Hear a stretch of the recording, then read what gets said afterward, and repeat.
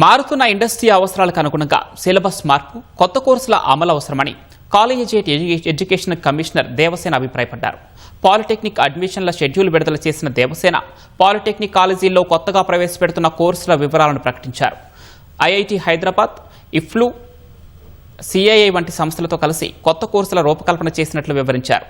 నాంపల్లిలోని RUSA resource కేంద్రంలో జరిగిన కార్యక్రమంలో ఆమె హాజరయ్యారు.